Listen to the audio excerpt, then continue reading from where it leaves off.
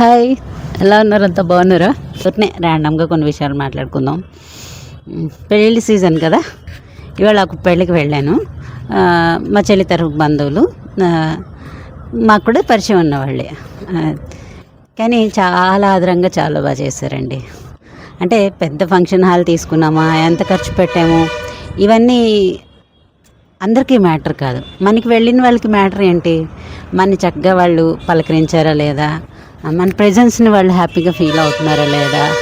వాళ్ళు పిలిచేది కూడా అందుకే కదా, ఎందుకంటే ఎవరైనా వస్తే చక్కగా వాళ్ళ ప్రెజెన్స్ని ఎంజాయ్ చేయడం కోసం. ఆపుతలేని వాళ్ళని అందుకే కదా పిలుస్తారు. అలాగే మనకి ఎప్పుడు అనిపిస్తుంది మనం ఆ ఫంక్షన్ని ఎంజాయ్ చేసామని, వాళ్ళు చక్కగా వెళ్ళగానే నోరారు పలకరించి భోజనం చేస్తారా, టిఫిన్ చేస్తారా, ఉన్నారా, తిన్నారా, లేకపోతే రెస్ట్ తీసుకోండాను, లేకపోతే ఫలానా చోట మీరు అకామిడేషన్ వాడుకోవచ్చాను, లేకపోతే కనీసం తిన్నారా ఉన్నారా అంతే.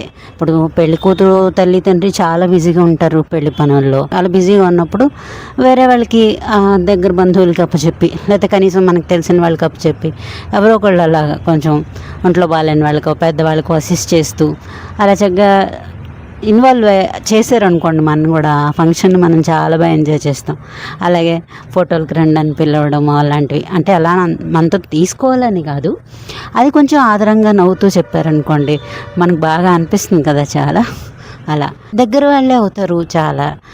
కాకపోతే ఏదో మొక్కుబడిగా పిలిచామా, భర్తకు చెప్పేసి అందరూ వచ్చేయండి అనడం, మనం వాళ్ళకి పరిచయం ఉంటాం కానీ ఫంక్షన్ టైంలో పిలవాలనిపించదు. అలాగే పెద్దగా ఇన్వాల్వ్ అవ్వరు, ఏదో వెళ్ళగానే ఒక పలకరింపు అయిపోతుంది తప్ప తర్వాత ఇంకా మనం పట్టించుకోనట్టు ఉంటారనమాట. అలా ఉంటప్పుడు అనిపిస్తుంది అసలు ఎందుకు పిలవడం, ఏదో చుట్టరికం అని చూపించుకోవడానికా, లేకపోతే అందరికీ బంధువులు అని చెప్పడానికా, లేకపోతే మేము ఇంతమంది పిలిచామని చెప్పుకోవడానికా. అది తప్పు కదా. అది నాకు ఎందుకో అది మనసు బాధ అనిపిస్తుంది అనమాట. దగ్గర బంధువులు ఇంట్లో వాళ్ళని ఏదో ముఖ్యంగా మరదళ్ళని, వదిల్ని, లేకపోతే అక్కచెల్లెళ్ళ భర్తల్ని, వాళ్ళ అన్నదమ్ములు నాకు పిలుస్తారు కానీ వాళ్ళని సరిగా పిలవనప్పుడు ఏమనిపిస్తుంది, మీ వాళ్ళని పిలిచారు కదా నువ్వు వెళ్ళు అన్న మాట గబుక్కుని అన్నారనుకోండి, అన్నదమ్ములకి ఎంత బాధ అనిపిస్తుంది, లేకపోతే అక్క చెల్లెలకి ఎంత బాధ అనిపిస్తుంది. తన భర్తనో భార్యనో అవమానించినట్టు వాళ్ళు ఫీల్ అవుతారు కదా. ఉత్తప్పుడు ఓకే, వాళ్ళు మన ఇంటికి వస్తే మనం వాళ్ళ ఇంటికి వెళ్తాం, కానీ నువ్వు పిలిచావు అంటే మినిమంగా వాళ్ళతో మాట్లాడగలిగే ఫ్రీడము, లేకపోతే వాళ్ళకి ఆదరించగలిగే మనసు ఉన్నప్పుడే వాళ్ళని పిలవాలి. లేకపోతే ఎందుకు పిలవడం, ఏదో సంఖ్య కోసం కాదు కదా, క్యాటరింగ్లో భోజనాలకి కాస్ట్ వేస్ట్ చేసుకోవడానికి తప్ప అని నాకు అనిపిస్తుంది అనమాట. అందుకని ఈ మధ్య పెళ్ళిళ్ళ సీజన్ కదా, అలా ఈ ఫంక్షన్లకి వెళ్ళడం, బీరువాలో ఎప్పటి నుంచో కట్టుకొని చీరలన్నీ తీసి కట్టుకోవడం. నేనేం పెద్దగా ముందు నుంచి ప్రిపరేషన్ ఉన్నదే వాడుకుంటాను వస్తువులు, కొత్తగా ప్రత్యేకంగా కొనుక్కోవడం అంటూ ఉండదు. కానీ రోజువారీ కంటే భిన్నంగా అనిపిస్తుంది. ఇలా వెళ్ళినప్పుడు నాకు అనిపిస్తుందండి, ఏంటి ఇంట్లో చాలా ఎవరెస్గా ఉంటున్నాం కదా, ఇంకొంచెం మనం చక్కగా బాగా రెడీ అవ్వాలి అనిపిస్తుంది. రోజు ఇలా నీట్గా ఉంటే బాగుంటుంది కదా. అంటే ఏదో పండగ సందర్భము వెతుక్కొని అప్పుడే రెడీ అవ్వడం ఎందుకు, మనం చక్కగా రోజు ఇంట్లో కూడా లేకపోతే కనీసం వారానికి ఒక రోజు 2 రోజులు అలా పెట్టుకొని చక్కగా మనకున్న రోజువారీ వేసుకునే గాజులో చెవిరింగులు పూసలో కాకుండా ఏదైనా ఒక కొత్త వస్తువు పెట్టుకొని, లేకపోతే రోజువారీ కట్టుకొని చీరలు కాకుండా బీరువాలోంచి ఒక బోళ్ళని ఉండిపోతాయండి. ఎప్పుడో ఫంక్షన్కి తీస్తాం కదా, అందులో కొంచెం ఏజ్ పెరిగిన తర్వాత ఆరోగ్యాలు సహకరించినప్పుడు ఏమవుతుందంటే అసలు మన మొహాన్ని మన అద్దంలో చూసుకుంటేనే చాలా బోర్ కొట్టేస్తూ ఉంటుంది. అలాగే ఇంట్లో వాళ్ళకి ఇంకా బోర్ కొడుతుంది కదా చూడడానికి, వాళ్ళు ఎదురు చూస్తూ ఉంటారు అనమాట, మనం ఎప్పుడు తెములుతామా, ఎప్పుడు బాగా. అంటే పండగ వాతావరణం, పండగ అంటే ఏముంది, ఇంట్లో అందరూ కూడా మంచి బట్టలు వేసుకోవడం, ఇంటిని చక్కగా నీట్గా చేసుకోవడం, తోరణాలు వేసుకోవడం, కొత్తగా ఎక్కువ పువ్వులతో అలంకరించడం, ఇవే కదా పండగ వాతావరణం అంటే. అలా ఎప్పుడైనా మంచిగా అస్తమాను పండగలు రావాలి, అస్తమాను పెళ్ళిళ్ళు ఫంక్షన్లు రావాలంటే రావు కదా. అందుకని నాకు అలా అనిపించింది అనమాట. ఎందుకంటే నాకు కూడా బోళ్ళన్నీ ఉండిపోతాయి అలా చీరలన్నీ బీరువాలో, ఎప్పుడో కట్టుకుంటాను. అంటే అంత ఓపిక ఉండదు, మళ్ళీ అవన్నీ ఐరన్ చేయించుకోవడం, మెయింటైన్ చేసుకోవడం కష్టం కదా అనిపిస్తుంది. కానీ అనిపిస్తుంది మళ్ళీ ఎప్పుడు అనిపిస్తాం ఇవన్నీ అని అనిపిస్తుంది అనమాట. దానికోసం కొత్తగా షాపింగ్ చేయడం అని కాదు, కానీ ఉన్న వాటినే కొంచెం వాడుకొని చక్కగా మంచిగా చేసుకోవచ్చు కదా అని అనిపిస్తుంది. చేద్దామని అనుకుంటున్నాను. కనీసం వారంలో ఒక్కరోజైనా అలా కొంచెం మంచిగా చీర కట్టుకొని, అంటే ఇంట్లో వాళ్ళు పాపం ఏం పాపం చేస్తారు చెప్పండి. మగవాళ్ళు కూడా అంతేనండి, అవే నైట్ ప్యాంట్లు, అవే షర్ట్లు, అవే 2-3 నైట్ షర్ట్లు, నైట్ ప్యాంట్లు, లేకపోతే ఓ పాత లుంగీలు కట్టుకుని అలా తిరిగేస్తూ ఉంటారు ఇంట్లో. ఆ పెళ్ళం ఏ పాపం చేసిందనో తెలీదు.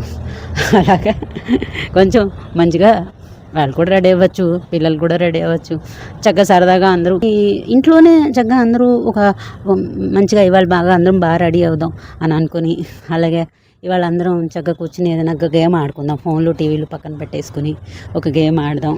అలా మనలో మనం దానికోసం ఎవరో ఫ్రెండ్స్ చుట్టాలో రావాలి అస్తమానం అంటే ఎవరు వస్తారు అస్తమానం, అలా కూడా చేసుకోవచ్చు కదా అని నాకు అనిపించింది. మా ఇంట్లో అలా జరుగుతుందా అంటే జరగదు, ఎప్పుడో చాలా రేర్గా జరుగుతుంది. అందుకని నాకైతే అనిపించింది నా పట్టుకు నేను ప్రయత్నం చేయొచ్చు కదా అని. ఎందుకంటే మా ఇంట్లో ఎక్కువ ఎబ్రాస్గా ఉండేది నేనే. ఈ మధ్య అందులో ఈ కాళ్ళ నొప్పులు ఇవన్నీ వచ్చిన చాలా రోజులైంది నేను ఇలా కొంచెం మంచిగా రెడీ అయ్యి వెళ్ళి. ఎందుకంటే తెలిసిందే కదా, ఏదో ఒక హెల్త్ ఇష్యూస్ వస్తుంటాయి. అలా ఏదైనా మొత్తం మీద ఇవాళ బాగా ఎంజాయ్ చేశాను పెళ్ళిని. నిన్న ఇవాళ కూడా వెళ్ళాం చక్కగా. ఆ పెళ్లి కూతురు కూడా ఎంత చక్కగా నవ్వుతూ పెళ్ళంతా కూడా ఒకే మూడ్ని మెయింటైన్ చేసి వెంటనే తన వస్తువులు సర్దేసుకొని వెంటనే తనంతా తానే రెడీ అయ్యి చక్కగా అలానే అస్సలు మూడ్ చేంజ్ లేకుండా 2 రోజులు ఒక పెళ్లి కూతురు అలా ఉండడం అనేది నేను చాలా ఏళ్ల తర్వాత చూశాను అనమాట. అంత చక్కగా ఉంది అమ్మాయి, చక్కగా రెడీ అయింది, బాగా చక్కగా అన్ని ఫంక్షన్లు ఎంజాయ్ చేస్తూ చేసుకున్నారు. అందరూ అయితే భార్య తరఫు బంధువులు, భర్త తరఫు బంధువులు అలా లేదు, అందరినీ కూడా చక్కగా ఆదరించి నోరార పలకరించి చక్కగా మంచిగా చేసుకున్నారు. కొంచెం బాగా గ్రాండ్గా చేసుకున్నారు. సింపుల్ పెళ్ళిలో అయినా సరే నోరార పలకరింపు, కడుపు నిండా పంచభక్ష పరిమాణాలతో భోజనం పెట్టినంత ఆనందంగా అనిపిస్తుంది. మనం పళ్ళ నిండా విస్తర నిండా 100 రకాల భోజనాలు పెట్టి ఒక పలకరించలేదనుకోండి, అదేంటో అలా అలాంటి ఫంక్షన్లకి ఎందుకో వెళ్ళాను రా బాబు అని అనిపిస్తూ ఉంటుంది కదా. మనం అలా చేయకుండా ట్రై చేద్దాం. ఎవరిని విమర్శించడానికి కాదు, ఇది నాకు అనిపించిన అంశం అనమాట. మనం వాళ్ళని ఎవరినైనా పెళ్ళికి పిలిచేది దేనికి? వాళ్ళ ఆశీర్వచనాల కోసం కదా. మన మగపిల్లడో ఆడపిల్లో వాళ్ళు పెళ్లి చేసుకుంటున్నప్పుడు మన బంధువులను ఫ్రెండ్స్ని పిలుస్తున్నామంటే, సకుటుంబంగా పిలుస్తున్నామంటే వాళ్ళ ఆశీర్వచనాలు పొందడం కోసం పిలుస్తున్నాం. మన పిల్లల్ని మనస్ఫూర్తిగా ఆశీర్వదించాలి, పెద్దవాళ్ళైతే మనని కూడా ఆశీర్వదించాలని కదా పిలుస్తాం. ఇప్పుడు మనం వాళ్ళని సరిగా ఆదరించలేదనుకోండి, వాళ్ళు మనస్ఫూర్తిగా ఎలా ఆశీర్వచనాలు చేస్తారు? పాపం చాలామంది అలా పట్టించుకోరు. ఎవరైనా సుఖంగా హాయిగా ఉండాలనే దీవిస్తారు, కానీ ఎక్కడో మనసులో లోటు ఉండిపోతుంది కదా. అలాంటి లోటుని మనం ఎందుకు కల్పించాలి?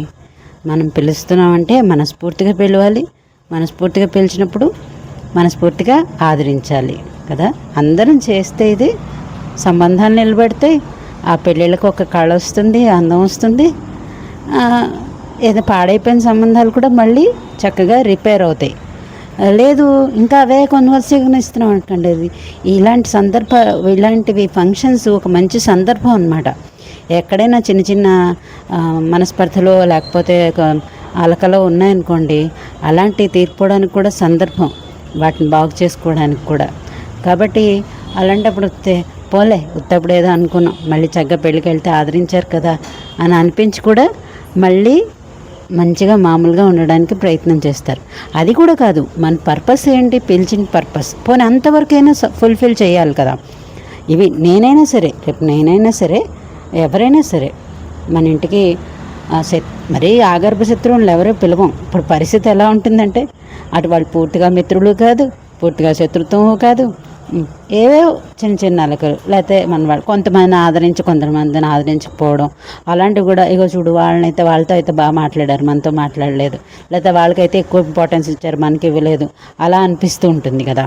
అందుకని ఉత్తప్పుడు ఎవరికి ఎలాంటి ఇంపార్టెన్స్ ఇచ్చినా సరే, ఒక ఫంక్షన్ వచ్చింది అంటే చక్కగా మనం చేస్తున్న ఫంక్షన్ అయితే చక్కగా వాళ్ళని నోరార పలకరించి కడుపు నిండా తిన్నారా లేదా అని అడిగి, అదొక్కటి చాలు, మనస్ఫూర్తిగా మనకి వాళ్ళు ఆశీర్వచన ఇస్తారు. అలాగే మనం కూడా ఇస్తాం. ఈ మధ్య నేను మేడ ఎక్కలేకపోయాను. చాలా రోజుల తర్వాత వచ్చాను పైకి. మొక్కలు కూడా ఏమీ కొత్తగా వేయలేదు.